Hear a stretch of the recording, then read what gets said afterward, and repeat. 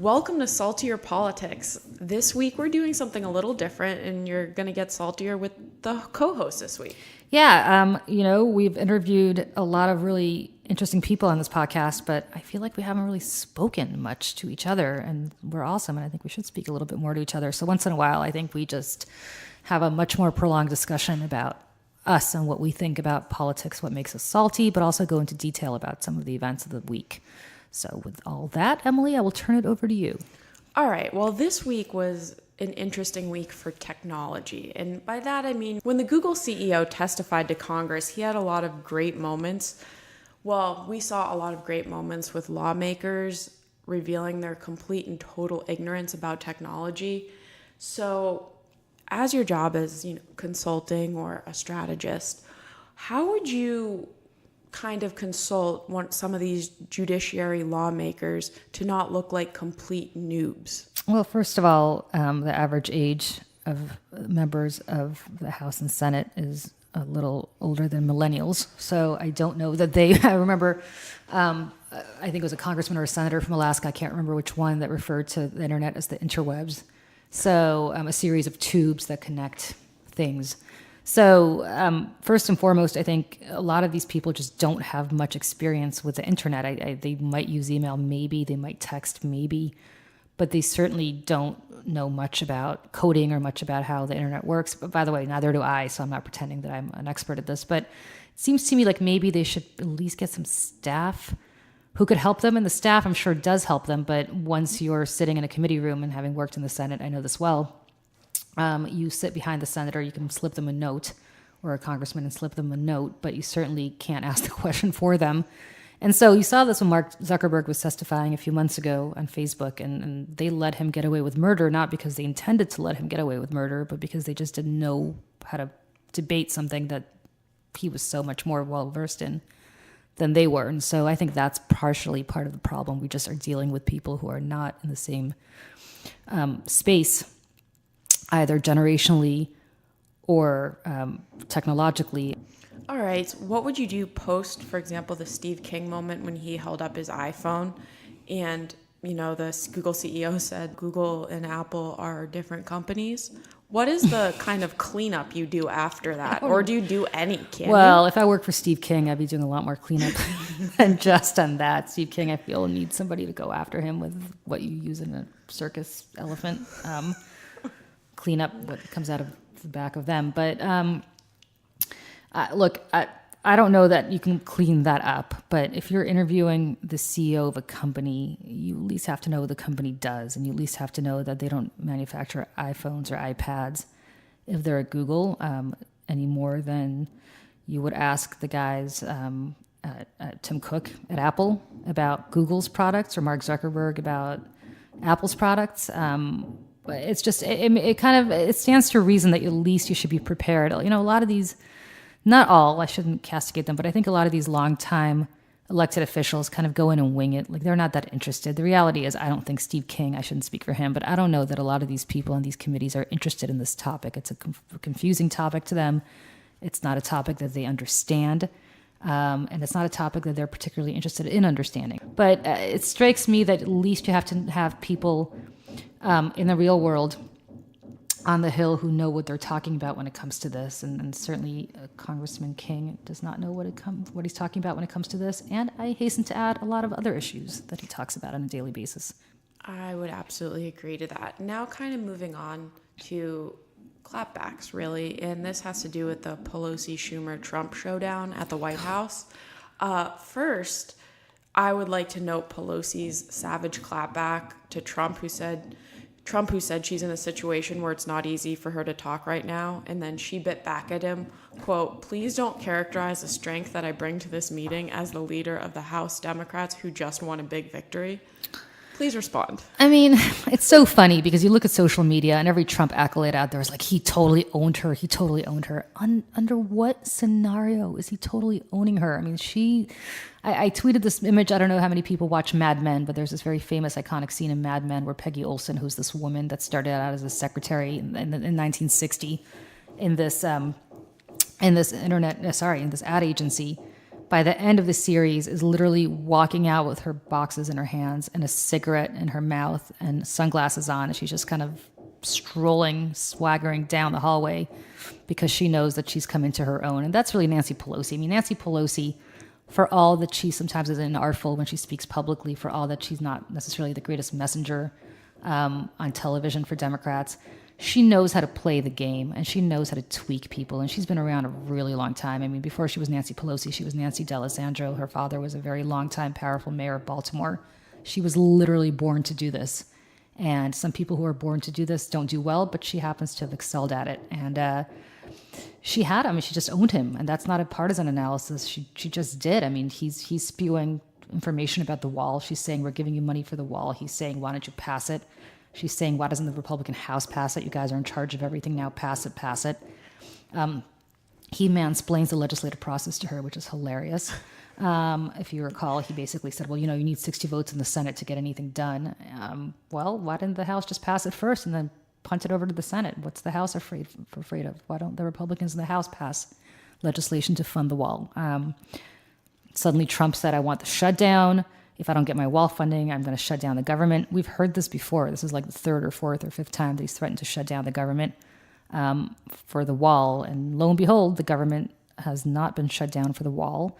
The government will not be shut down for the wall. He's not getting his wall, which only forced him to do what I thought was the most interesting mental contortion of the week, which is to say that because they renegotiated NAFTA to make it fundamentally, it's, meet the new NAFTA, same as the old NAFTA. They just gave it a different name, kind of like Kentucky Fried Chicken is now known as KFC, but it's the same product. He's now saying because we renegotiated NAFTA, Mexico is going to be paying for the wall because Mexico is going to be giving us so much more money.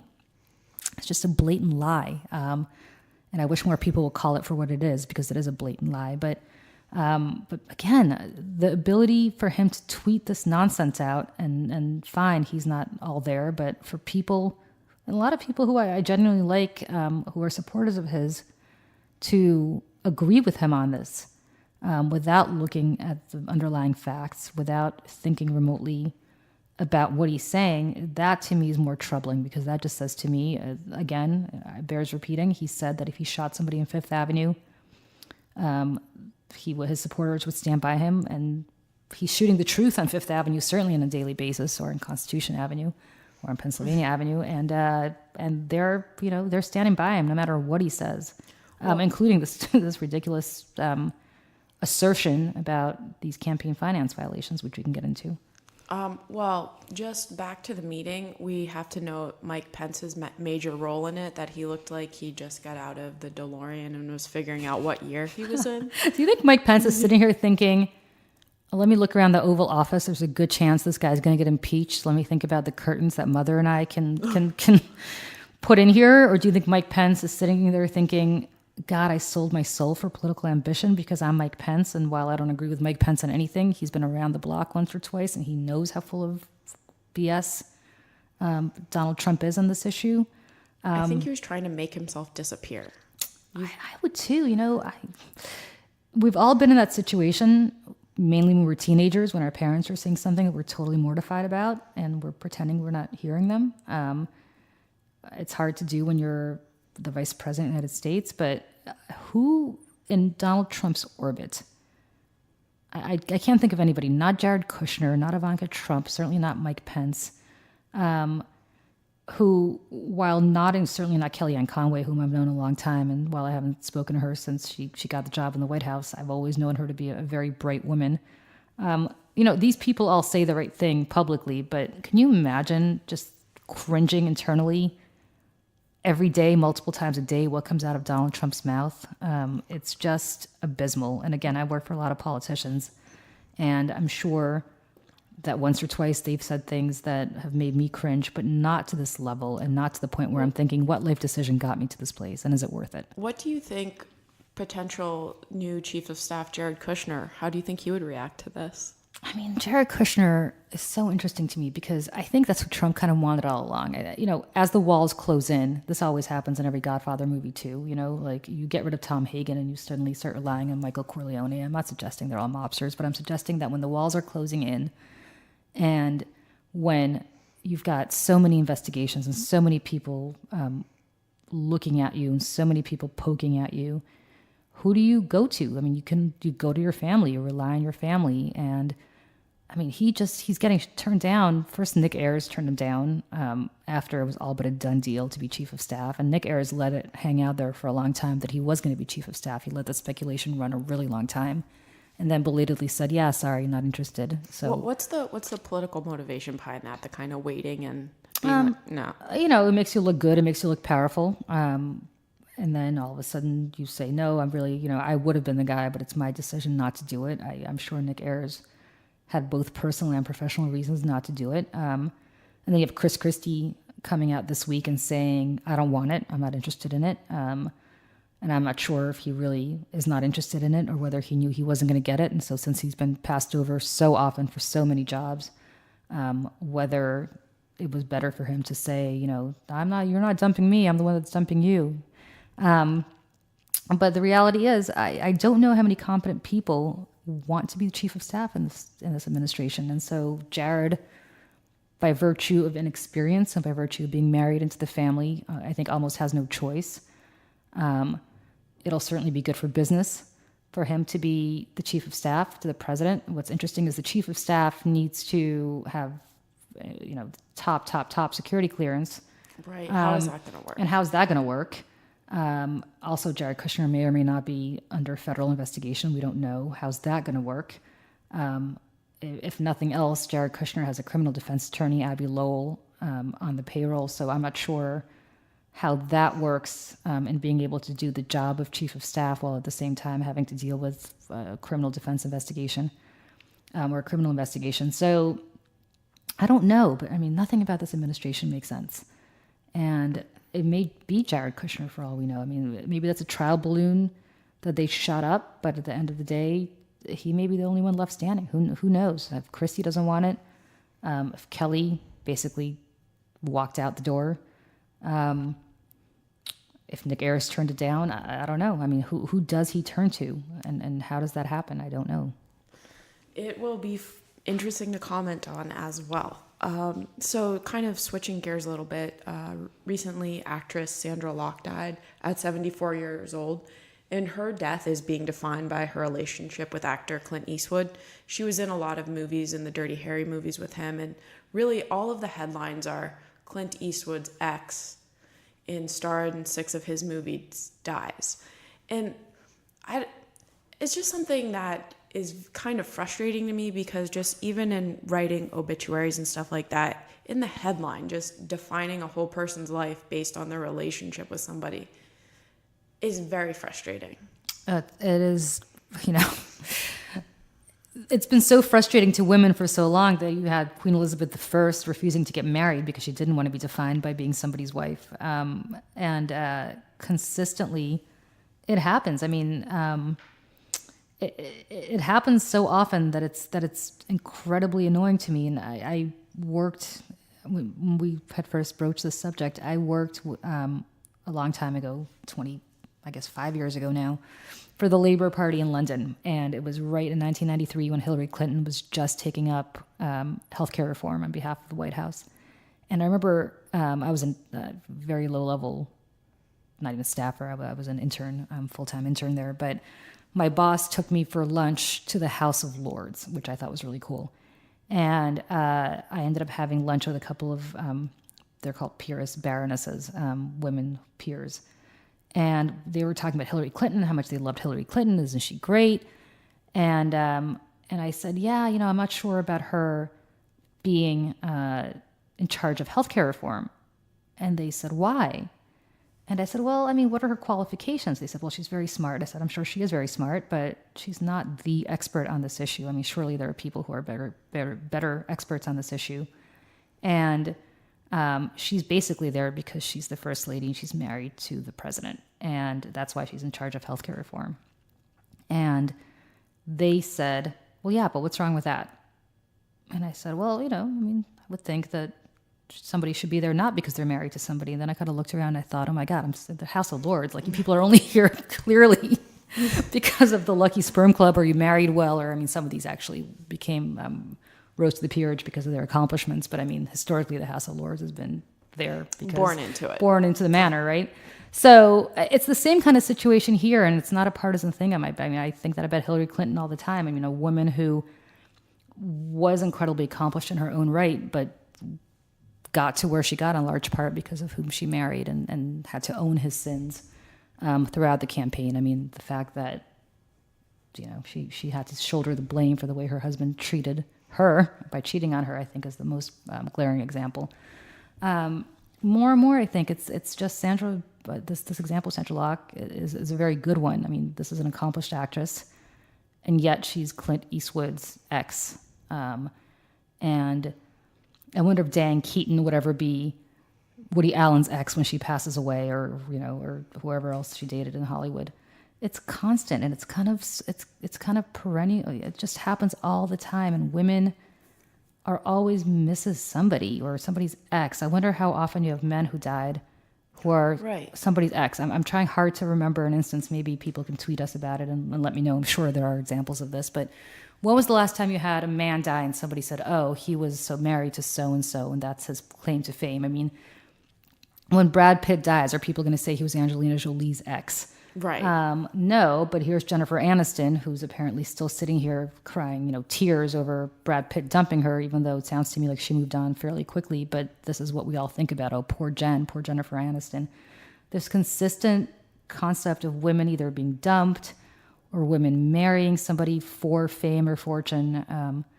It's just endemic to the way we treat women in this society, and it's incredibly frustrating to me. This is just one most recent example of that.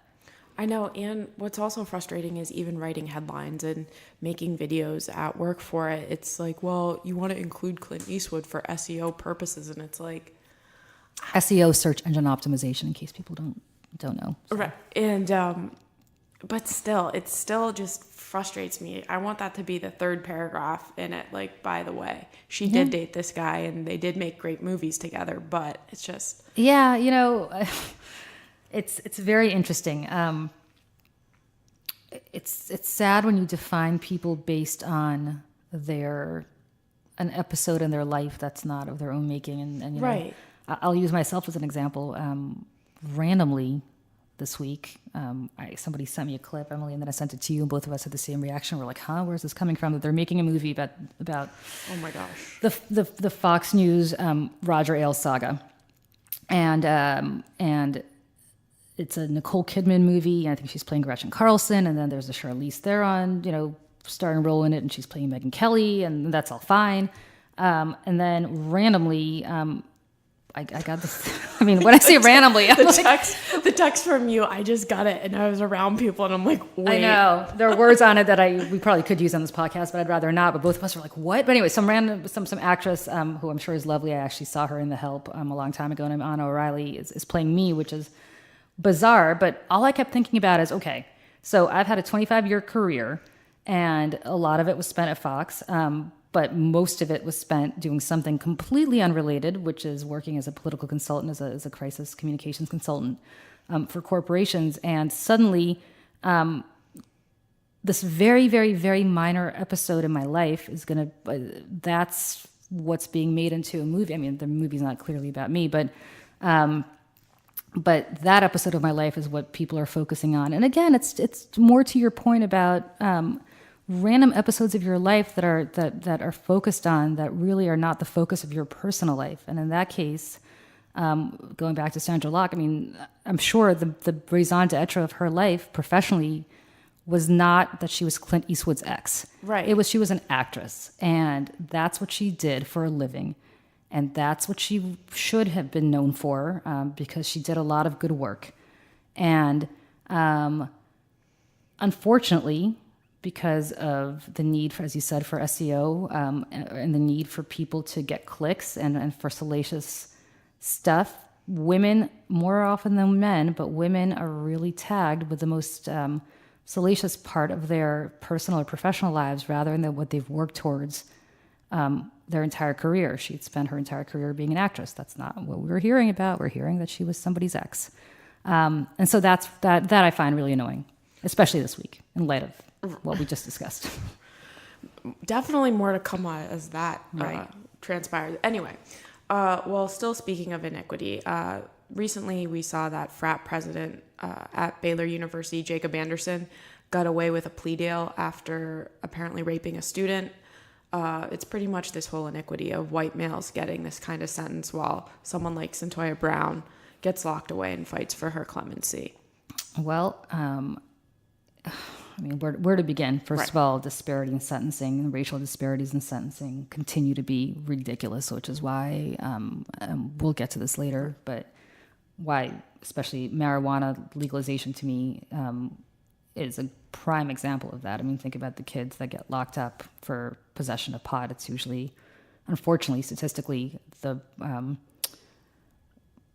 poor black kid in the inner city, not the rich preppy kid in the suburbs whose parents have the money to get a good lawyer to get them off for having a I don't even know, dime bag. Right. This is how much I don't know. This is how much I know about pot. I don't know what the quantity is. It a dime bag, whatever the quantities are of marijuana possession. But this is another really good example. And Baylor, you know, was a good Christian school down in Texas, right. and that's really unchristian behavior this guy engaged in. Right, and the evidence against him. So pretty much his victim claimed that at a frat party in 2016, he let her out back where she lost consciousness. He raped her and choked her. And then she woke up. She was alone, lying face down and gagging on her own vomit. And then later, a sexual assault nurse verified the rape. So, I mean, this had evidence.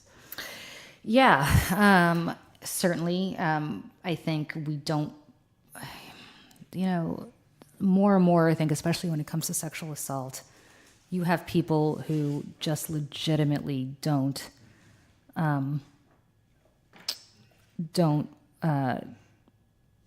take women as seriously as they should when it comes to this kind of situation. I mean, I get that you're innocent until proven guilty. I completely agree with that notion. I'm a very strong believer in that notion. But it's very rare that you don't take something to a grand jury when something like this happens. But very often it doesn't get taken to a grand jury, even when there's physical evidence, even when there's really no reason to take it to a grand jury. Meanwhile, the other case that you mentioned is a woman who killed her attacker. I mean, this guy was about to rape her, and she was under 18, I believe, right? Right. Yeah. She was forced into prostitution and still underage when this. Right. And so she killed the man that was trying to have sex with her, and she just got the book thrown at her, and she deserves clemency from the governor. But how a judge could sentence her to that when it was all but self-defense, it makes no sense to me. I mean, where is it just where a rapist gets off with a slap on the wrist, but the victim is the one who, for fighting back, ends up in prison? And interestingly, I mean, you have, these are the same people that talk about stand your ground laws, and if somebody comes into your house and you feel threatened, you get the right to sue them. Okay, well, this woman was threatened. I mean, how much? She was underage. She was getting raped. She killed the guy. How much more of a threat could it be? It's a good guy with a gun up until I think the person's a minority. Yeah, but if it's a black woman with nothing but self-defense, then suddenly she's this horrible human being that needs to be locked up from society. We have a long way to go in this country when it comes to racial disparity in the justice system. And I remember saying this on Outnumbered a couple of years ago, and it really got everybody on my panel kind of upset with me. But I said at the time, my little blonde son is just not going to come under the same kind of scrutiny by cops on the streets of New York as if he were an African-American boy. And everybody kind of said, how dare you? And that's not true. And it is true. It's just absolutely true. I got... A couple of years ago, I was walking to Fox actually to do Megyn Kelly's show, and it was dark at night, and I was walking past Lincoln Center, which, if everybody knows New York, anybody who knows New York knows is a very safe neighborhood. And these African-American kids came up behind me, and there was maybe 5 or 6 of them, and grabbed my iPhone out of my hand and ran off, stole my phone. So the security guard at Lincoln Center saw them, started running, chasing after them. I started chasing after them, although when you're wearing heels, as you would at Fox, it's a little hard to do. And the cops showed up, and the cops were wonderful, but the cops literally started pulling over every African-American kid that they saw. They're like, is that him? Is that him? Is that her? Is that the person? Is that the person? And I said, I can't speak to that. I don't know. And ultimately, they never caught them because I didn't know what they looked like and couldn't really remember what they looked like. But what was interesting to me is I'm wondering if it was a bunch of white kids, whether they start grabbing a bunch of white kids off of Broadway and 66th Street and saying, is that him? Is that her? Is that him? Is that her? Right. I doubt it. No, and then also I think the white kids that they do grab will get, as I would see, as many of my friends probably would get entitled and just be like, are you talking to me? Do you have a right to do that? Whereas you would never see, I think in most cases, a black person to kind of talk back to a Well, police it's funny like because one of these kids actually did start talking back to the cops, and he's like, yo, you're not treating me well, man, like stop, and I'm just looking at this kid, I'm thinking, just stop for your own sake, just stop. Right. Because you can see the cops are just like itch, they're just right. And again, I don't want to say that the cops here were doing any, the cops were wonderful to me.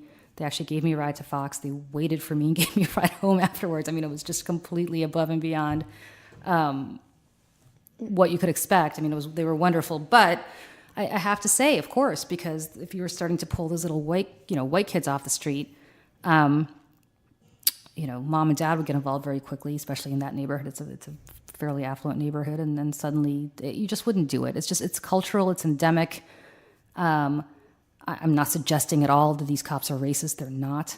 But I just think generally we have such a predisposition in this country to treat people unfairly under the law, and I can only imagine the tweets we're going to get and the comments we're going to get based on this particular conversation. But I'm telling you, it's just true, and I say that as somebody, again, who's the mother of a little blonde kid who's certainly not ever going to get looked at with suspicion the same way he'd be looked at if he were an African American, and that's sad. No, and just one final thing to add to that, but it's really just, I think, like your son and my brother, it's something that they will probably not have to think about in the way even you and I think about walking down the street, because when it's dark out, I think I definitely pick different roads to go down. Mm-hmm. But whereas when you're a guy, you don't really have to think about and be so aware of your body and where you are as much. And those are just little things that just weigh on you that I don't think that they even have to really get weighed down by. Yeah, it's interesting. Bill de Blasio, who's the mayor of New York,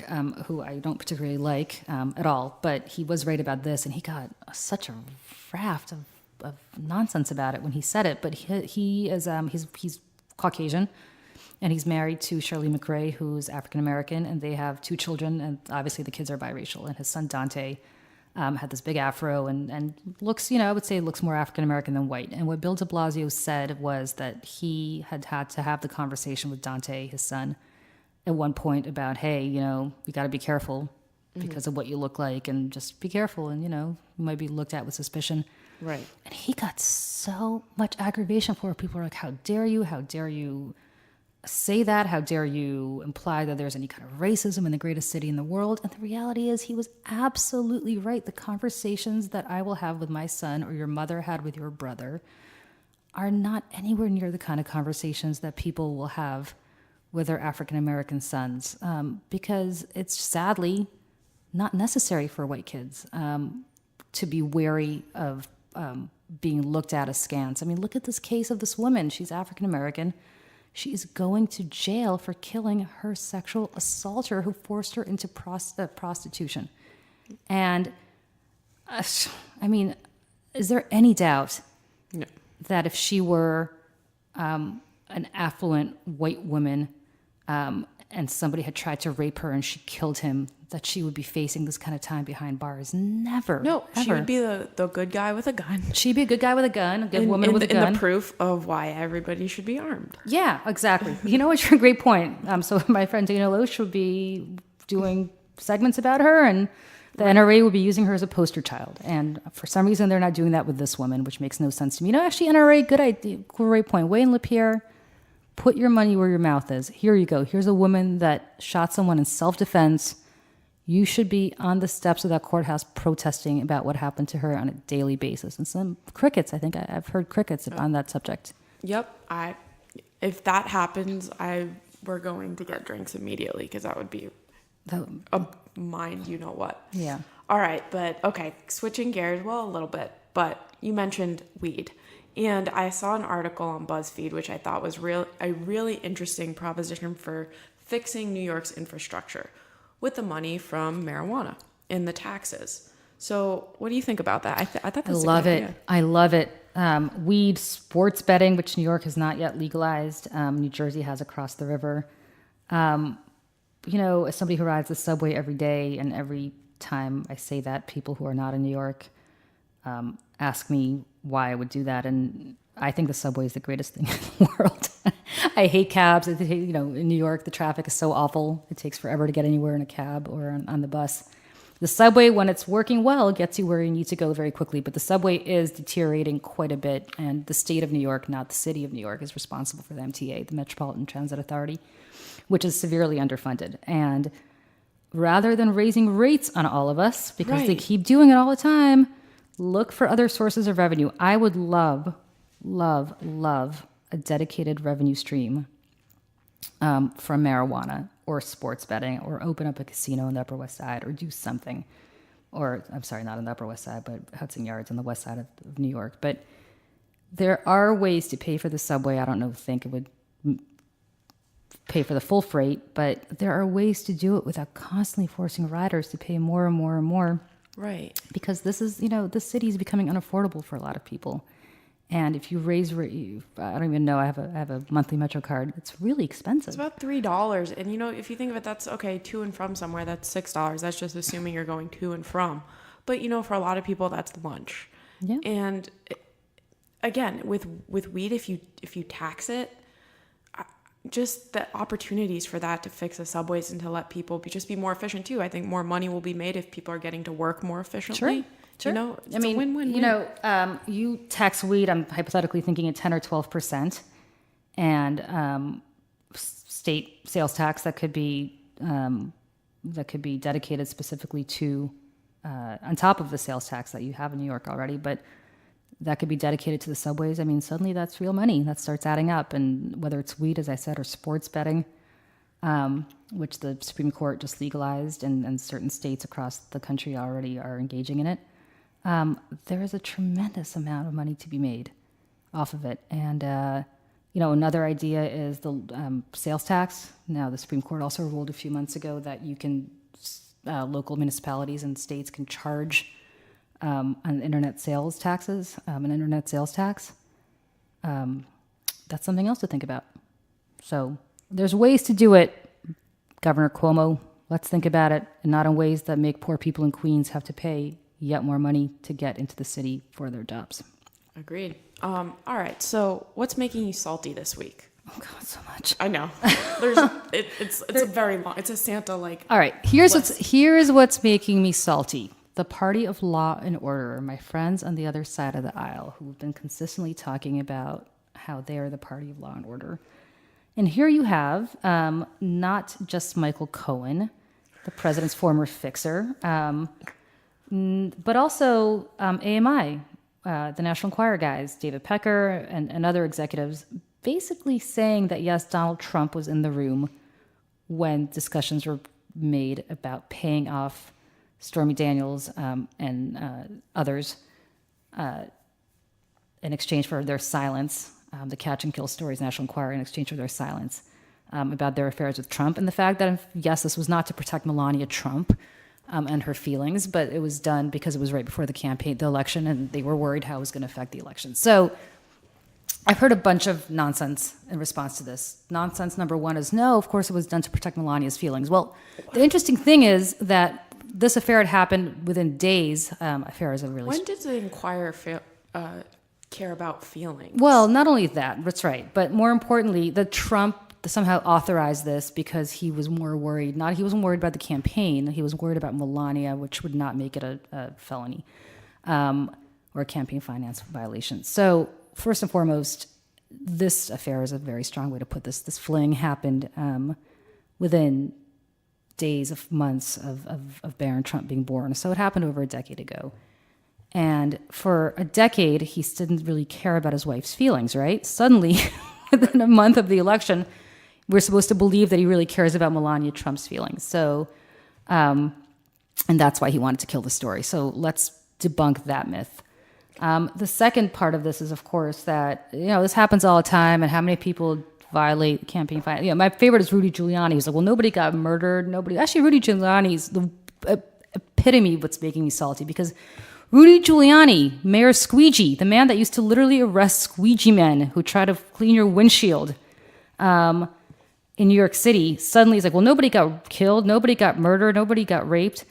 Yeah, you know what? I don't think a squeegee guy cleaning my windshield without my permission was going to rape or murder me either.